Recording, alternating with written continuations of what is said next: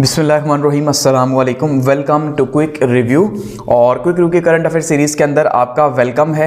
और current affairs में आज हमारा जो टॉपिक है जी वो है Israel Iran tensions and it's regional impact. यानी जो इजराइल की और ईरान की जो भी टेंशंस आप देख रहे हैं जो बनी हुई हैं और वॉर के हालात हमें नज़र आ रहे हैं इस टाइम पे मिडिल ईस्ट में, ठीक है, वो टेंशंस क्या हैं उनको डिस्कस करेंगे, ठीक है। और साथ में देखेंगे इसके जो असरात हैं रीजन के ऊपर, वो असरात क्या हो सकते हैं, पॉसिबल असरात क्या हो सकते हैं। इसमें हम डिटेल से ये जानने की कोशिश करेंगे कि जब से ये वॉर स्टार्ट हुई है, एक्चुअली में ये जो इजराइल और पैलेस्टाइन की वॉर है या इजराइल गजा वॉर है, इस वॉर के बाद से जो इवेंट्स हुए वो कौन कौन से इवेंट्स हैं जो कि इस टाइम पे लीड कर रहे हैं इंस्टेबिलिटी को मिडिल ईस्ट के अंदर। और यूं लग रहा है कि जैसे जो मिडिल ईस्ट है वहां पे शायद ईरान और इजराइल जो है वो जंग की तरफ बढ़ रहे हैं, ठीक है। वो तमाम इवेंट्स हम डिस्कस करेंगे इन दोनों के रिलेशंस को देख के। तो स्टार्ट करते हैं और देखते हैं कि क्या टेंशंस हैं और अभी जो रीसेंट टेंशन स्टार्ट हुई हैं वो कहां से हुई हैं और ये प्रॉब्लम्स आगे कहां जा रहे हैं और किस तरह से ये खित्ते को जो है वो अपनी लपेट में लेने की कोशिश कर रहे हैं, ठीक है। अब सबसे पहले अगर हम देखते हैं इसका इंट्रोडक्शन देखते हैं कि भाई ये इशू कहां से स्टार्ट हुआ जो रीसेंट है। वैसे तो इशू का जो बैकग्राउंड है अगर हम वो देखेंगे तो वो तो स्टार्ट हो रहा है 7 अक्टूबर से, इवन उससे भी पहले से है, लेकिन 7 अक्टूबर से जो ये वॉर स्टार्ट हुई, इजराइल ने गजा पे जो है वो अटैक किया और उसके नतीजे के तौर पे जो है वो पूरे का पूरा एक सिलसिला जो है वो बिल्डअप हुआ, ठीक है। तो उसके बाद से इन दोनों के बीच में बहुत ज्यादा टेंशन जो है वो बढ़ गई हैं, इजराइल के बीच में और ईरान के बीच में, जो पहले ही मिडिल ईस्ट के अंदर एक दूसरे के दुश्मन थे, एक दूसरे के खून के प्यासे थे, ठीक है। तो अब जो रीसेंट स्ट्राइक्स हुई हैं वो क्या हुआ कि ईरान ने पहले हमला किया और उसके बाद इजराइल के ऊपर, इजराइल ने फिर आगे से जवाबी कार्रवाई की। तो इजराइल ने क्या किया जी, इजराइल ने 19 अप्रैल 2024 को जो है वो ईरान के ऊपर अस्फहान पे अटैक किया, ठीक है। यानी कि ये जवाबी कार्रवाई थी जो इजराइल की 19 अप्रैल 2024 की कार्रवाई थी ईरान के ऊपर, जो अटैक था ये एक जवाबी कार्रवाई थी। और ये किसके बदले में जवाबी कार्रवाई थी कि इससे पहले ईरान जो है वो हमला कर चुका था इजराइल के ऊपर। अब इसकी कंफर्मेशन वैसे तो अब ऑलरेडी हो चुकी है, लेकिन यूएस के ऑफिशियल्स जो है उन्होंने इसकी कंफर्मेशन की है कि भाई जो इजराइल है उसने अटैक किया है। और पहले तो कहा जा रहा था कि हादसा है या एक धमाका हो गया, लेकिन बाद में फिर जो है वो उन्होंने एक्सेप्ट कर लिया कि नहीं भाई ये हमला ही हुआ है और ये रिटेलिएशन के नतीजे के तौर पे हुआ। इसकी जो लोकेशन है उसके हवाले से कहा जा रहा है कि ये अस्फहान में हुआ और अस्फहान में भी उस एरिया के अंदर हुआ जहां पे इनकी मिलिट्री बेसिस मौजूद हैं, ठीक है। ईरान की जो मिलिट्री बेसिस मौजूद हैं या मिलिट्री इक्विपमेंट्स मौजूद हैं उनको टारगेट करने की कोशिश की गई है। वो कि डायरेक्टली उनको टारगेट नहीं किया गया, लेकिन उनके करीब टारगेट किया गया, ये एक मैसेज देने के लिए कि भाई अगर आपने नेक्स्ट टाइम ऐसा किया तो इसका मतलब हम ये जो मिलिट्री इक्विपमेंट्स हैं उनको डायरेक्टली जो है वो टारगेट करेंगे, यहां पे ये कहा जा रहा है, ठीक है। और पर्पस इसका क्या था? पर्पस इसका यही था कि भाई जो इजराइल के ऊपर अटैक किया गया उस अटैक का रिस्पांस करना, उसका जवाब देना जो है पर्पस था। और ये एक मेजर रिस्पांस था, यानी कि ये कैलकुलेटेड मेजर था जिसमें जो है वो उन्होंने जानबूझ के इस तरह से हमला किया इतने इंपॉर्टेंट एरिया के ऊपर और इतने इंपॉर्टेंट जो है वो शहर के ऊपर।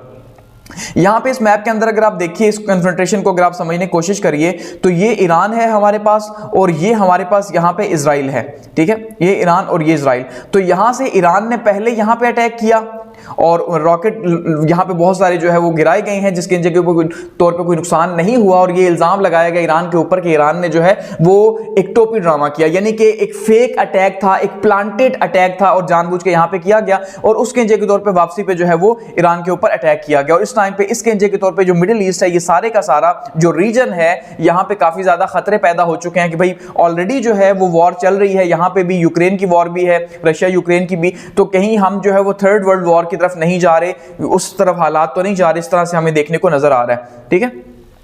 अब अगर इसका बैकग्राउंड जानने की कोशिश करते हैं और देखते हैं कि बैकग्राउंड में क्या हुआ और ये कहानी कहां से स्टार्ट हुई, तो उसमें हम देख रहे हैं कि भाई 1 अप्रैल को, ठीक है, 1 अप्रैल को इजराइल जो है उसने अटैक किया ईरानियन कंसुलेट में दमास्कस के ऊपर, दमिश्क में, ठीक है जी, जो सीरिया के अंदर है, शाम के अंदर दमिश्क के अंदर। इसका मतलब पहले जो अभी रिसेंट जो ये सिलसिला चला है उसका सिलसिला कब स्टार्ट हुआ? अप्रैल 1 को। तो 1 अप्रैल को इजराइल ने अटैक किया ईरान का जो सिफारत खाना था दमिश्क के अंदर वहां पे, और ये उसकी पिक्चर आपको सामने देखने देखने को मिल रही है कि यहां पे अटैक किया गया, ठीक है। और इस अटैक के नतीजे के तौर पे क्या हुआ कि कुछ कमांडर के सीनियर जो ऑफिसर थे वो भी यहां पे शहीद हुए, ठीक है। और साथ में जो है 13 लोग मजीद शहीद हुए। तो 13 लोगों को यहां पे शहीद कर दिया गया। साथ में 13 लोग शायद इतने इंपॉर्टेंट नहीं थे।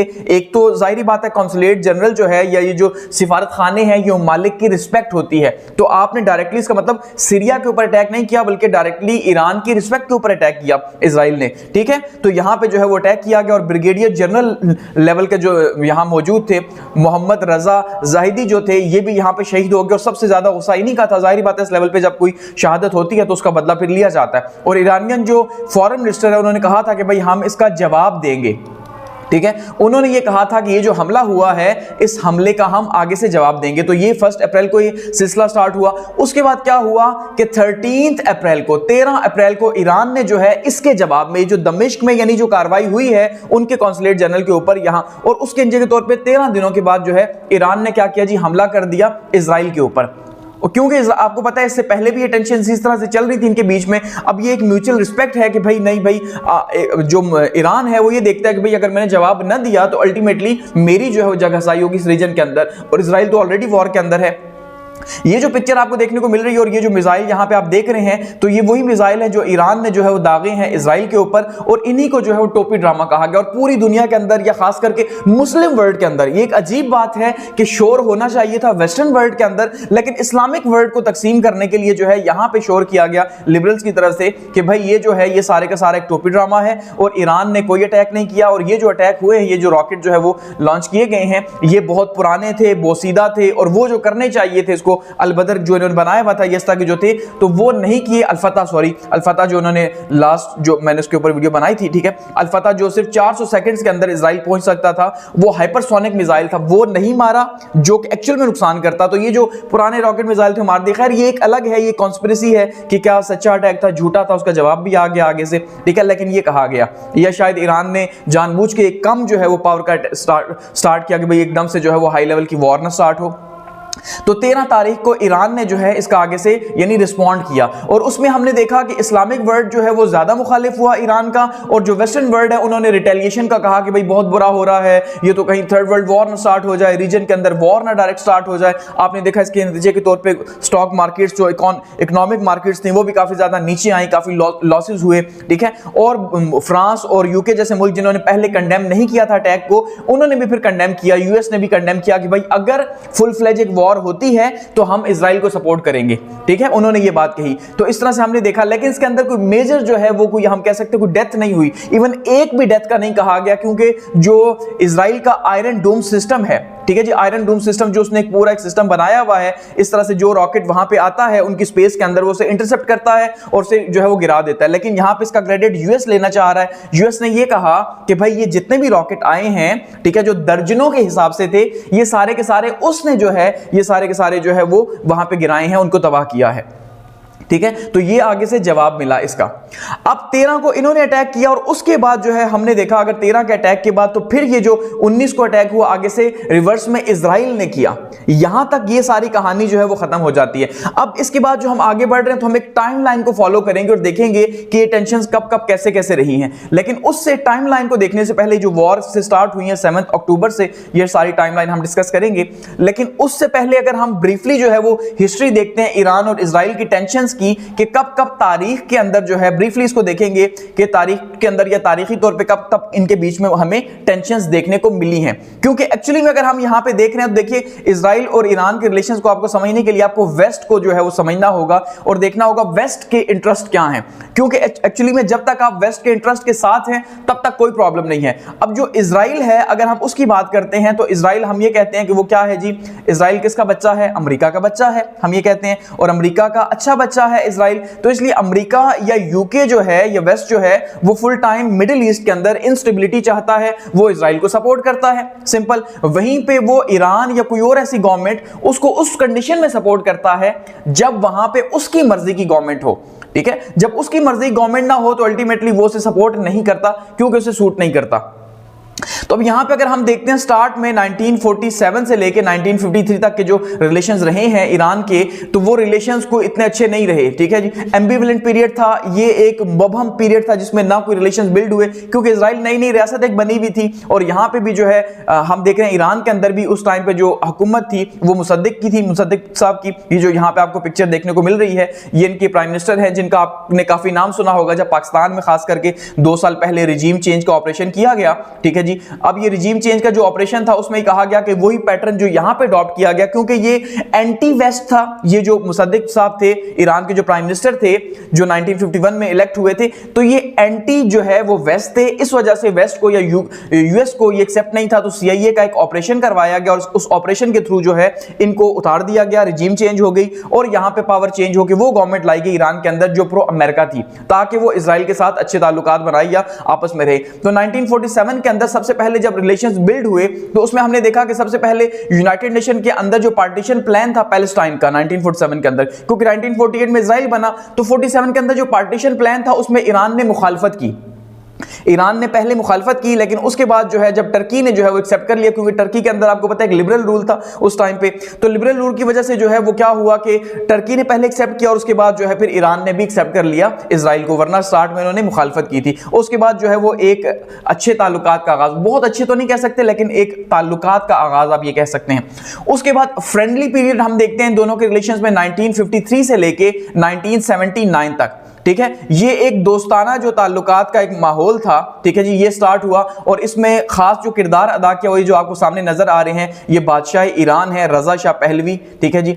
ये जो रजा शाह पहलवी साहब हैं, इन्होंने काफी इंपॉर्टेंट रोल प्ले किया, क्योंकि मुसद्दिक साहब जो थे, जो प्राइम मिनिस्टर थे, वो तो एंटी यूएस थे, ठीक है। जो मुसद्दिक थे वो अमेरिका के मुखालिफ थे, लेकिन ये जो है ये काफी ज्यादा प्रो वेस्ट थे, प्रो यूके थे, और इसलिए फिर इन्होंने जो है ताल्लुकात को उनके साथ बिल्ड किया, और ये बहुत ही अच्छे ताल्लुकात का दौर था 1979 तक, ठीक है। 1953 के अंदर जो है मुसद्दिक की गवर्नमेंट को खत्म कर दिया गया रिजीम चेंज के तौर पे, और प्रो वेस्ट लीडरशिप यहां पे आई, और उसके बाद जो है यहां पे इनके रिलेशंस काफी स्ट्रांग रहे। और ये वही दौर था जिस टाइम पर रजा शाह पहलवी के दौर में जो सऊदी अरब है, आप ये कह सकते हैं, उसके रिलेशंस को बहुत अच्छे नहीं थे, ठीक है जी। सऊदी अरब के रिलेशंस अमेरिका के साथ बहुत अच्छे नहीं थे, बल्कि उस टाइम पे यहाँ पे जो मेन प्लेयर बना अमेरिका का, वो कौन बना? वो ईरान बना यहाँ पे इस रीजन के अंदर मुसद्दिक की गवर्नमेंट के बाद। तो ये एक अच्छे रिलेशंस थे इन दोनों के बीच में। फिर हम देखते हैं जी बुरे हालात जब स्टार्ट हुए, वो हुए 1979 से 1990 तक। अब ये वो दौर है जिस टाइम पे बहुत ही बुरे हालात स्टार्ट हो गए। उसका जो रीजन था, वो रीजन ये जो आपको सामने इमाम खुमैनी नजर आ रहे हैं, ठीक है, और ईरान का जो रेवोल्यूशन था, ठीक है, जो ईरान के अंदर रेवोल्यूशन आया, उस रेवोल्यूशन के तौर पे यहां पे इनके हालात खराब हो गए, क्योंकि ईरान का जो रेवोल्यूशन था वो किसके नाम पे आया? इस्लाम के नाम पे आया, कि भाई अब जो यहां पे जो प्रो वेस्ट एलिमेंट्स मौजूद हैं ईरान के अंदर, उनको हटाया गया, ठीक है, उनके खिलाफ एक पूरा रेवोल्यूशन हुआ, और शाह ईरान भी खत्म हो गए, सब सिस्टम खत्म हुआ, तो एक इस्लामिक निजाम यहां पे आया। और इस्लामिक निजाम का पर्पस ये था कि जो एंटी वेस्ट हो, तो इसका मतलब ये है कि यहां पे जब एंटी वेस्ट था, तो यहां पे फिर एंटी इजराइल भी एक सिलसिला स्टार्ट हो गया। तो ऐसे में इनके जो ताल्लुकात थे रेवोल्यूशन के बाद से, वो इस्लामिक कंट्रीज के साथ ज्यादा इस्तेमाल हुए, और जो वेस्टर्न कंट्रीज थे उनके खिलाफ हो गए ईरान के। तो ये वो टाइम था जिस टाइम पे जो है हमने देखा कि यहां पे गल्फ वॉर भी हुई इसी दौरान, और ईरान ने जो है वो सपोर्ट किया किसको जी? मुस्लिम एलिमेंट्स को सपोर्ट किया, लेकिन एक्चुअली में यहां पे एक इसराइल से जो है वो दूरी पैदा हुई। फिर हम देखते हैं जी ओपन हॉस्टिलिटी का दौर स्टार्ट हुआ 1991, और उसके बाद से अभी तक ये चला आ रहा है। आज 2024 है, लेकिन ये ओपन हॉस्टिलिटी का दौर चला आ रहा है, यानी कि ये ऐसी दुश्मनी आप कि हर एक को नजर आ रहा है कि एक दूसरे के अगेंस्ट काम कर रहे हैं, प्रॉक्सीज भी कर रहे हैं, डायरेक्टली कर रहे हैं एक दूसरे के अगेंस्ट में, एक दूसरे को नुकसान जहां पहुंचा सकते हैं वहां पहुंचाने की कोशिश कर रहे हैं, ठीक है। 1990s के बाद से यहां पे हम ये कह सकते हैं कि कोल्ड स्पेस हॉस्टिलिटी एक स्टार्ट हुई, और जहां पे इनको मौका मिला एक दूसरे को नुकसान पहुंचाने का वहां पे किया। ईरान ने न्यूक्लियर प्रोग्राम पे काम स्टार्ट कर दिया, ठीक है, और किसके अगेंस्ट में स्टार्ट किया? बेगिन डॉक्ट्राइन के नतीजे के तौर पे। जो बेगिन डॉक्ट्राइन है इजराइल की, वो ये कहती है कि भाई अब हम अपना सेल्फ डिफेंस करेंगे, और वो भी ईरान के अगेंस्ट में इन्होंने ये सारा प्रोग्राम स्टार्ट किया था, क्योंकि फिलहाल मिडिल ईस्ट में तो ऐसा कोई थ्रेट था नहीं इन्हें। तो इन्होंने कहा कि भाई जो भी हम पे हमला करेगा, हम उसके ऊपर आगे से अपनी रिटेलिएशन करेंगे। ये जो हालात चले आ रहे हैं, ये भी बेगिन डॉक्ट्राइन के तौर पे है कि जब ये कहते हैं हमास ने हमारे ऊपर अटैक किया, तो अल्टीमेटली हमें भी ये राइट हासिल है कि हम हमास को खत्म कर सकें। इसीलिए उन्होंने औरतों और बच्चों को भी नहीं छोड़ा, वो जो है उनका कत्लेआम हो रहा है, ठीक है। तो इसलिए जो बेगन डॉक्ट्राइन है, इसके नतीजे के तौर पे यहाँ पे ईरान ने भी फिर अपना जो एटॉमिक प्रोग्राम है उसको स्टार्ट किया, उसको डेवलप किया, और ऐसे में फिर टेंशन पैदा होगी, क्योंकि ईरान ने तो कहा कि भाई जब तैयार होगा तो मैं इजराइल को नहीं छोड़ूंगा। तो ऐसे में इनके जो है वो हालात खराब हुए। फिर इतने ईरान ने क्या किया, इसी दौरान जो है हिजबुल्ला और हमास, ये जो दो ऑर्गेनाइजेशन हैं, हिजबुल्ला और हमास को सपोर्ट स्टार्ट कर दी डायरेक्टली, जो कि डायरेक्टली ही जो है वो जिहादिस्ट मूवमेंट थी। और ये दोनों जिहादी मूवमेंट जो है वो किसके खिलाफ काम कर रही थी, इजराइल के खिलाफ या अमेरिका के खिलाफ। तो इन दोनों को ईरान ने जो है वो डायरेक्टली सपोर्ट करना स्टार्ट कर दिया, हिजबुल्लाह और ईरान को। अभी भी सबसे बड़ा जो क्लेम है ईरान के ऊपर वो यही है कि भाई ये जो वॉर है ये तो खत्म हो जानी थी, लेकिन हिजबुल्लाह और हमास की जो सपोर्ट है वो ईरान की है, उनका असला ईरान का है, उनको ट्रेनिंग ईरान दे रहा है, इसलिए यहां पे जो है ये हालात खराब हुए और ये तब से चले आ रहे हैं। ठीक है, और उसमें हम देखते हैं प्रॉक्सीज जो है वो अभी भी चल रही हैं। और प्रॉक्सीज कौन सी हैं, सीरिया के अंदर, यमन के अंदर। सीरिया और यमन के अंदर इस टाइम पे इजराइल की और ईरान की प्रॉक्सीज चल रही हैं, आप ये देख लें। ठीक है, वहां पे ये जो ग्रुप्स काम कर रहे हैं, वो कुछ ग्रुप्स जो हैं वो प्रो ईरानियन हैं, ठीक है, जिनको सपोर्ट किया जा रहा है, और कुछ जो है वो प्रो इजरायली हैं जो आपस में वहां पे लड़ रहे हैं, उन ममालिक की भी सत्यानाश हो रही है साथ में। उसके बाद अब हम आते हैं जी जो रिसेंट जो इवेंट स्टार्ट हुए, जब ये वॉर स्टार्ट हुई 7 अक्टूबर से, 7 अक्टूबर 2023 से ये वॉर स्टार्ट हुई, जिसमें आपने देखा कि पहले हमास जो है उसने क्या किया जी, हमास ने जो है वो 4000 से भी ज्यादा जो है वो रॉकेट फायर किए इजराइल के ऊपर। ठीक है जी, और ये गजा का एरिया है, गजा के एरिया से ये रॉकेट फायर किए गए, और उसके नतीजे के तौर पर जो है बहुत वाहवाही भी हुई हमास की, और उसके नतीजे के तौर पर इजराइल ने आगे से जवाब दिया, और ये सिलसिला अभी तक जारी है। तो ये जो हमास ने अटैक किया, इसका इल्जाम भी इजराइल ने जो है वो ईरान के ऊपर लगाया कि भाई ये जो इतना बड़ा अटैक है ये इन्होंने कैसे किया, ये ईरान की मदद से किया, ईरान की मदद के बगैर ये पॉसिबल नहीं था। तो एक तरह से ये भी इल्जाम ईरान के ऊपर ही आया, और ये वो फर्स्ट डे की पिक्चर है कि जब ये ईरान ने जो अटैक किया, सॉरी जो फ़लस्तीन का अटैक हुआ था इसके ऊपर, इजराइल के ऊपर, तो उन्होंने ये जो सेलिब्रेशन की थी कि भाई इतने ज़्यादा रॉकेट फायर किए गए हैं। लेकिन उसके बाद हमने देखा कि आहिस्ता आहिस्ता पासा पलटना स्टार्ट हुआ, और इजराइल जो है उसने फिर अपने आप को दिखाना शो किया। आप देखा फिर क्या उसने जुल्म सितम मचाया हुआ इस टाइम पे। तो उसमें जो ऑपरेशन था इसको नाम दिया गया था, हमास ने जो सरप्राइज अटैक लॉन्च किया था उसको नाम दिया गया था ऑपरेशन अल-कुद्स फ्लड का। ठीक है जी, ऑपरेशन अल-कुद्स फ्लड का जो नाम दिया गया, और इसके नतीजे के तौर पर उन्होंने कहा कि भाई हम जो है पूरे अब इजराइल को खत्म कर देंगे, तबाह कर देंगे। और स्टार्ट में बहुत ज्यादा हमने देखा भी कि बहुत ज्यादा जो है वो इसके अंदर हमें पावर देखने भी मिली, ठीक है, और दुनिया सपोर्ट भी कर रही थी, लेकिन आहिस्ता आहिस्ता फिर जो है ये चीजें चेंज होना स्टार्ट हो गई। इस टाइम तक हम ये देख रहे हैं कि 33,000 से ज्यादा जो है वो लोग गजा के अंदर इस टाइम पे शहीद हो चुके हैं। 33,000 से ज्यादा लोग शहीद हो चुके हैं, आप अंदाजा लगाएं, जिसमें जो है वो 20,000 से ज्यादा बच्चे और औरतें हैं। और ये पहली ऐसी वॉर होगी कि जिसमें इतने ज्यादा औरतें और बच्चे शहीद हो रहे हैं, और उनके पास ना खाने को कुछ है, ना पीने को है, ना रहने को है। जिस एरिया के अंदर वो जाते हैं वहां पे पीछे, जैसे रफा के बॉर्डर की तरफ वो गए तो वहां पे अब अटैक स्टार्ट हो चुके हैं। आप देख रहे हैं कि वहां पे क्या सिलसिला है। गो कि अब जो है वो इनके इजराइल के एलाइज पीछे हटना स्टार्ट हो गए, लेकिन अब वो तबाही कर चुका है इतनी ज्यादा। और ईरान के ऊपर ये इल्जाम लगाया इजराइल ने कि भाई ये जो जितने भी ग्रुप्स हैं यहाँ पे, हमास के हैं, हिजबुल्लाह के हैं, इन सब को जो सपोर्ट है वो ईरान की हासिल है, इसी वजह से जो है इशारा कर रहा है, चाहे वो हिजबुल्लाह हो या होतीज हो। होती भी आपको पता है यमन के अंदर जो है रेड सी उन्होंने सीज किया हुआ है, तो उसको भी सपोर्ट किया। तो ये यहाँ से सिलसिला स्टार्ट हुआ। फिर हम देखते हैं 19 नवंबर को यमन जो है, यमनीज होती सीज रेड सी शिप, कि सबसे पहले जो यमनी होतीज थे इन्होंने पहले अनाउंस किया कि भाई जो रेड सी है यहाँ से जो सारी ट्रेड जाती है इजराइल की तरफ, उन्होंने कहा कि भाई जो इजराइल की तरफ शिपमेंट जाएगी हम उसे यहां पे रोकेंगे, उसे तबाह करेंगे। तो रेड सी यमन के साथ से जा रहा है, तो इसलिए इन्होंने यमनी होतीज जो हैं, जो ऑलरेडी पहले सऊदी अरब के खिलाफ ये होतीज लड़ रहे थे, ठीक है, और सऊदी अरब की प्रॉक्सी वॉर का हिस्सा थे, और जो प्रॉक्सी वॉर थी ये सऊदी अरब की और ईरान की थी, तो ईरान ने सपोर्ट करा था यमन के अंदर होतीज को, होसी को। अब इन्हीं होसियों ने जो है वो अपना जब किबला शिफ्ट किया और ये इजराइल की तरफ हो गए, तो इनको सपोर्ट किया ईरान ने। तो यहां पे इनके बीच में भी जो है वो एक सिलसिला स्टार्ट हो गया, और होसियों ने कहा कि भाई अब हम नुकसान पहुंचाएंगे इजराइल को। और उन्हें इजराइल को ये पता था, या वेस्ट को ये पता था कि इसके पीछे भी जो है वो ईरान ही मौजूद है जो कि इन्हें सपोर्ट कर रहा है यहां पे। तो ये सिलसिला आगे बढ़ा इस तरह से।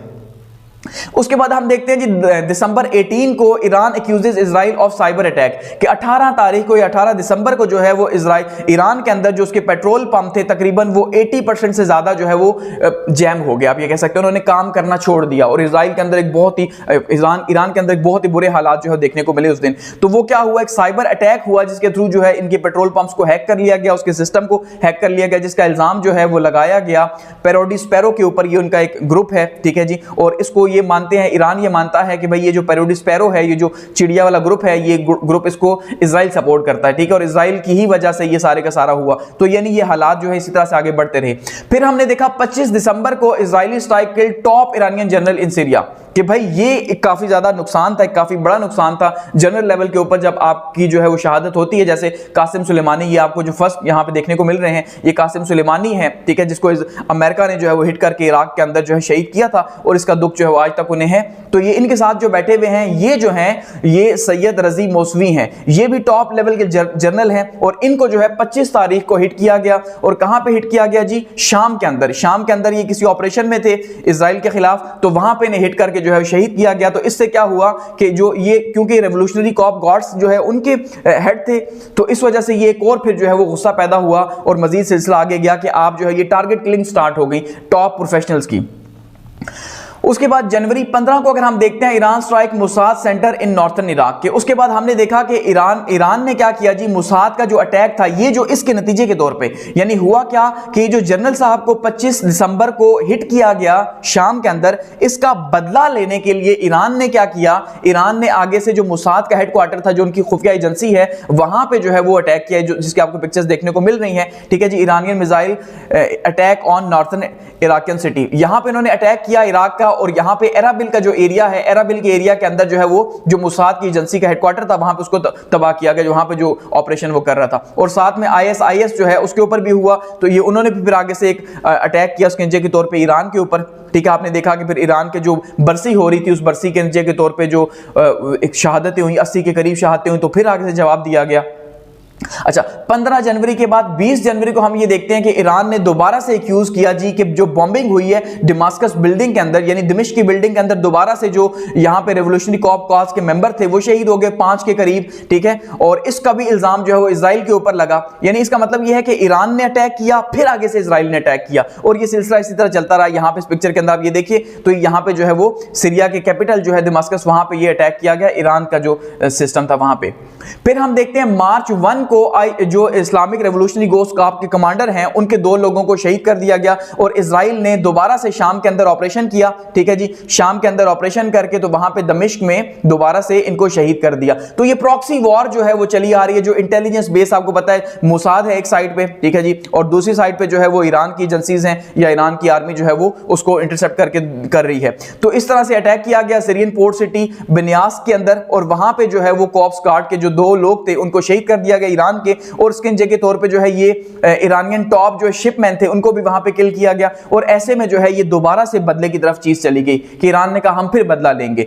फिर 1 अप्रैल को इजराइल ने जो है वो ईरानियन कंसुलेट दमिश्क के अंदर दोबारा से अटैक किया, ठीक है। ये जो रिसेंट अटैक जहां से स्टार्ट हुए, तो ये जो दमास्कस अटैक थे इसमें जो है एम्बेसी को तबाह किया गया ईरान की, ठीक है, और इसमें जो है वो एक टॉप सीनियर जनरल जो है वो शहीद हो गए। फिर इसके नतीजे के तौर पे इसका बदला लेने के लिए अप्रैल 13 को जो है वो इजराइल ने क्या किया जी, जो ईरान है उसने अपनी जो हुर्मुज स्टेट है, यहां पे ये देखिए ये जो बे ऑफ हुर्मुज है, ये हमारे पास रेड सी है, ठीक है। रेड सी से ये जो एरिया जा रहा है ये बे ऑफ हुर्मुज है, तो ये हुर्मुज स्ट्रेट है। यहां पे जो है वो शिप को जो इजराइल जा रहा था उसको पकड़ लिया यहां पे, और ये कहा गया इजराइल की तरफ से कि भाई ये जो है इंटरनेशनल लॉ जो है, ठीक है, इंटरनेशनल लॉ की वायलेशन है, इजराइल को ऐसा नहीं करना चाहिए। तो इससे मजीद इनके हालात जो है वो खराब हुए। मजीद अगर हम देखते हैं तो 13 को ही जो है वो ईरान ने लॉन्च किए जी मिसाइल्स, 100 ऑफ मिसाइल्स जो है वो ड्रोन अटैक्स जो है वो लॉन्च किए, और ये सबसे बड़ा ड्रोन हमला कहा जा रहा था जो ईरान ने किया इजराइल के ऊपर, और जिसकी फुटेज आप देख रहे हैं। और उसके नीचे के तौर पे कोई बड़ा नुकसान तो नहीं हुआ, लेकिन जाहिर बात है एक वॉर में सामने आ गए। जो पहले प्रॉक्सी वॉर चल रही थी, अब वो डायरेक्ट वॉर ईरान के बीच में और इजराइल के बीच में एक डायरेक्ट जो है वो वॉर स्टार्ट हो गई, और ये जो है यहां पे अटैक किया गया। और इसका बदला लेने के लिए फिर क्या हुआ जी, इसका बदला लेने के लिए आपने देखा कि 19 तारीख को 19 अप्रैल 2024 को जो है उन्होंने आगे से रिस्पॉन्ड किया, और उन्होंने आगे से 5 बजे सुबह 5-5:30 बजे करीब जो है वो उन्होंने इस्फहान शहर के ऊपर अटैक किए। अब ये सिलसिला आगे कहां जाएगा, क्योंकि ईरान कह चुका है कि हम इसका भी जवाब देंगे। गो कि उस तरह खुल के नहीं कहा, लेकिन जाहिर बात है ईरान के अंदर भी जो है वो एक फाशिस्ट गवर्नमेंट मूव करती है। फाशिस्ट गवर्नमेंट का मतलब ये है कि एक ऐसी गवर्नमेंट जो अवाम को जब तक खुश नहीं रखेगी तब तक अवाम उन्हें इलेक्ट नहीं करेंगे, क्योंकि इस्लामिक सिस्टम है। तो जाहिर बात है इस्लाम में जिहाद का कॉन्सेप्ट है, तो अगर आपको दुश्मन आपके ऊपर अटैक करता है और आप खामोशी से बैठ जाए तो लोग तो आपको सपोर्ट नहीं करेंगे, समझ रहे हैं ना। इसलिए आपको अपनी ग्रेस को मेंटेन करने के लिए अल्टीमेटली आपको जवाब देना होगा। तो यहां पे फिर से ईरान को जवाब देना पड़ेगा, और उसके नतीजे के तौर पे फिर क्या होगा या क्या सिलसिला बिल्ड होगा। अब ये जो टेंशंस बनी हुई हैं, अगर हम इसमें देख रहे हैं तो इसमें फिलहाल टेंशंस में जो कौन कौन जो है वो मीडिएट करने की कोशिश कर रहा है। कतर सबसे पहले सामने आया और कतर ने जो है वो कोशिश की है कि किसी तरह से ये हालात बेहतर रहें, क्योंकि कतर आपको पता है कि फिलहाल जो भी इस टाइम पे ईरान के बीच में मामला चल रहे हैं और इजराइल के बीच में चल रहे हैं, या फिर इजराइल और हमास के बीच में जो चल रहे हैं, उनके बीच में मीडिएटर का रोल जो है वो कतर अदा कर रहा है। उसकी कोशिश है इस तरह से वॉर रोकी जाए और वो कोशिश कर रहे हैं। और जो ईरानियन प्रेसिडेंट है इब्राहिम रईसी, उनको भी मैसेज दिया गया कि भाई अब आप भी ठंडे हो जाएं और बात खत्म करें। तो अब फिलहाल तो पब्लिक प्रेशर है ईरान के ऊपर कि वो रिस्पांस करे इसका।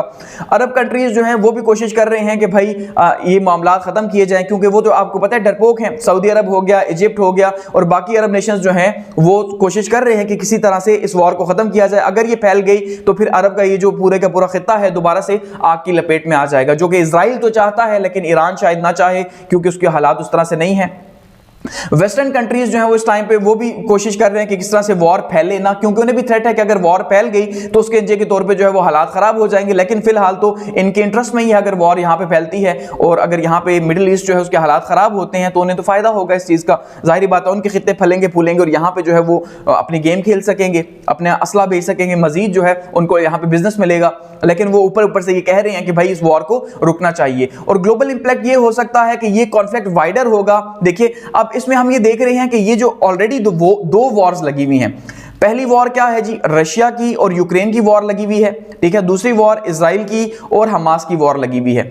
अब अगर ये वॉर्स इसी तरह से फैलती हैं तो इसका वाइडर कॉन्टेक्स्ट सबसे पहले किसके ऊपर होगा, इकोनॉमिक्स के ऊपर होगा। वर्ल्ड इकोनॉमी जो है, जो क्लाइमेट चेंज की वजह से ऑलरेडी ही जो है बहुत ज्यादा प्रेशर के अंदर है, उसके ऊपर होगा। फिर ये जो रीजन है, खास करके जो मिडिल ईस्ट का रीजन है, आपको पता है 80% जो है वो ऑयल यहां से पैदा हो रहा है। तो जब यहां पे प्रेशर आएगा तो ऑयल की प्राइसेस भी ऊपर जाएंगी, जिसका हर चीज के ऊपर असर आएगा। तो ये ग्लोबल जो है वो इंपैक्ट इसका क्रिएट होगा और इसी तरह से इंस्टेबिलिटी पैदा होगी रीजन के अंदर, ठीक है। और दुनिया जो है वो एक अलग वॉर की तरफ निकल जाएगी, एक तीसरी वॉर की तरफ, क्योंकि फिर जाहिर बात है इसी तरह से इनके सपोर्टर्स सामने आएंगे। अगर ईरान अटैक करता है, फिलहाल तो ईरान को किसी ने खुल के सपोर्ट नहीं किया। ये हमारी मुस्लिम दुनिया की एक बदकिस्मती है कि किसी ने नहीं कहा कि हम आपके पीछे खड़े हैं। इवन यहां तक कि अब आपको पता है कि भाई ईरान के जो प्रेसिडेंट है वो पाकिस्तान के विजिट पे आ रहे हैं, तो यहां पे उससे पहले ही अमेरिका ने भी जो है वो मीटिंग कर ली है हमारे पीएम साहब से और हमारे जो खास करके फॉरेन मिनिस्टर उनसे कि भाई आपने इनसे कोई भी बड़ी इंगेजमेंट नहीं करनी और अपने आप को ईरान से दूर रखना है, क्योंकि उन्हें पता है कि यहाँ पे जो गवर्नमेंट है वो प्रो अमेरिका है। समझ रहे हैं? तो इस तरह से ये गेम्स खेली जाती हैं कि वो किसी मुस्लिम दुनिया को पास आने ही नहीं दे रहे ईरान के, और वो ईरान को अकेला करके दोबारा से अमेरिका सैंक्शंस भी लगा रहा है। तो खैर वाइडर जब कॉन्फ्लिक्ट होगा तो उसका असर बहुत ज्यादा होगा और ये वॉर जो है बाकी कंट्रीज के बीच में मिडिल ईस्ट से फैल जाएगी और मिडिल ईस्ट में एक तबाही पैदा होगी, जिसका असर दुनिया पे आएगा ही आएगा। अगर इसके रीजनल स्टेबिलिटी के इंपैक्ट्स की बात करते हैं तो क्या होगा जी, इंक्रीज मिलिट्री एक्टिविटी। यहां पे मिलिट्री एक्टिविटीज मजीद बढ़ेंगी, ठीक है जी। ड्रोन अटैक्स बढ़ेंगे, मजीद जो एस्केलेशन बढ़ेगी, टेंशंस बढ़ेंगी। यहां पे प्रॉक्सी कॉन्फ्लिक्ट्स मजीद होंगे लेबनान के अंदर, यमन के अंदर, वो मुल्क या सीरिया के अंदर जो पहले से ही जो है वो तबाह हाल है, वहां पे प्रॉक्सी वॉर्स ईरान की और इजराइल की स्टार्ट हो जाएगी, जो पहले से हैं, मजीद होंगी। न्यूक्लियर कंसर्न्स पैदा होंगे, ठीक है जी। ईरान जो है वो कह रहा है कि भाई इसके बाद अगर हमने अटैक किया तो हम न्यूक्लियर अटैक करेंगे, समझ रहे हैं। इसी तरह से जो इजराइल है वो भी ये कह रहा है कि अगर वो न्यूक्लियर करेंगे तो हम भी उसी के अकॉर्डिंगली जवाब देंगे। तो यहां पे अब इसका खतरा पैदा हो गया। इकोनॉमिक इंपैक्ट इसका बहुत बड़ा होगा और सबसे बड़ा इंपैक्ट ये होगा कि वो कंट्रीज जैसे पाकिस्तान है या जो ग्रोइंग कंट्रीज टाइम पे हैं डेवलपिंग वर्ल्ड के, वहां पे इसका बहुत बड़ा असर आएगा और पूरी दुनिया की इकोनॉमी पे, क्योंकि ऑयल बेस्ड इकोनॉमी है फिलहाल, तो जाहिर बात है उसके ऊपर एक बहुत बड़ा असर आएगा। अब दुनिया को इसीलिए देखिए आप रिन्यूएबल के ऊपर शिफ्ट किया जा रहा है, क्योंकि अमेरिका ये चाहता है कि भाई इस रीजन से जो है वो ऑयल का खात्मा हो, उसके बाद हम यहां पे तबाही करें, फिर अपने मकासद जो भी हासिल करना चाहते हैं। अच्छा, अलायंसेज एंड डिप्लोमेसी में हम देखते हैं तो सऊदी अरब जो है या यूएई जो है वो फिलहाल तो अभी हम देख रहे हैं कि वो ईरान को सपोर्ट नहीं कर रहे। गो कि हमने देखा लास्ट ईयर इनकी रिकॉन्सिलेशन हुई, लेकिन फिर भी वो खुल के सपोर्ट नहीं कर रहे, क्योंकि वो प्रो अमेरिकन ब्लॉक जो है उसका हिस्सा है और अमेरिकन ब्लॉक में ही रहना चाहते हैं। वो ह्यूमैनिटेरियन कंसिक्वेंसेस की बात करते हैं तो यहाँ पे ऑलरेडी जो है वो 33,000 शहादतें हो चुकी हैं। अब मजीद अगर वॉर स्टार्ट होती है तो वो किस साइड पे आगे सिलसिला लेके जाएगा। और ग्लोबल जो जियोपॉलिटिक्स है, ग्लोबल जियोपॉलिटिक्स की अगर हम बात करते हैं तो उसमें भी इसके बहुत ज्यादा असरात होंगे, जैसे यूएस है, रशिया है या चाइना है। क्योंकि जो रशिया और चाइना, खास करके रशिया जो है, उसने ईरान ने जो अटैक किया था इजराइल के ऊपर उसको कंडेम नहीं किया और उसे कंडेम करने से इनकार कर दिया, क्योंकि आपको पता है कि जो ईरान है उसके बहुत अच्छे ताल्लुकात हैं रशिया के साथ, और इवन ईरान जो है वो ड्रोन भी सप्लाई कर रहा है रशिया को, जो रशिया यूक्रेन के अंदर इस्तेमाल कर रहा है। और चाइना फिलहाल तक जो है उसने भी खुल के कोई स्टैंड नहीं लिया। लेकिन ये है कि अगर ये वॉर आगे बढ़ती है तो अल्टीमेटली रशिया सपोर्ट करेगा ईरान को, असली मसले की शक्ल में, तो यहाँ पे एक और ग्लोबल रीजनल कॉन्फ्लिक्ट जो है यहाँ पे स्टार्ट हो जाएगा। तो फिलहाल हालात हमें ऐसे नजर आ रहे हैं। और अगर हम पाकिस्तान की बात करते हैं तो पाकिस्तान फिलहाल यही कहा जा रहा है कि भाई किसी ब्लॉक में नहीं जाएगा, ना वो सऊदी अरब की साइड पे जाएगा, ना वो अमेरिका की साइड पे जाएगा, ना ईरान की साइड पे जाएगा। इसका मतलब यह है कि अमेरिका, अब यहां पे देखिए अमेरिका तो ऑलरेडी सपोर्ट कर रहा है इजराइल को। अब अगर हम ये चाहें कि ईरान को सपोर्ट करें या मुस्लिम कंट्री को, हम जा सकते हैं, लेकिन अल्टीमेटली हमारे अपने हालात ऐसे नहीं है और हमें ना ही जाने दिया जाएगा और ना ही हमारी लीडरशिप को ऐसा डिसीजन लेगी। तो हमें परेशान होने की जरूरत नहीं है, हम न्यूट्रल ही रहेंगे, ठीक है। और इसी तरह से शहादतें होंगी और ये सिलसिला आगे देखते हैं हम कहाँ पे रुकता है, क्या वॉर होती है या नहीं होती। तो ये पूरा सिलसिला है जी ईरान और इजराइल का, उसके कॉन्फ्रंटेशन का, ठीक है। Thanks for watching.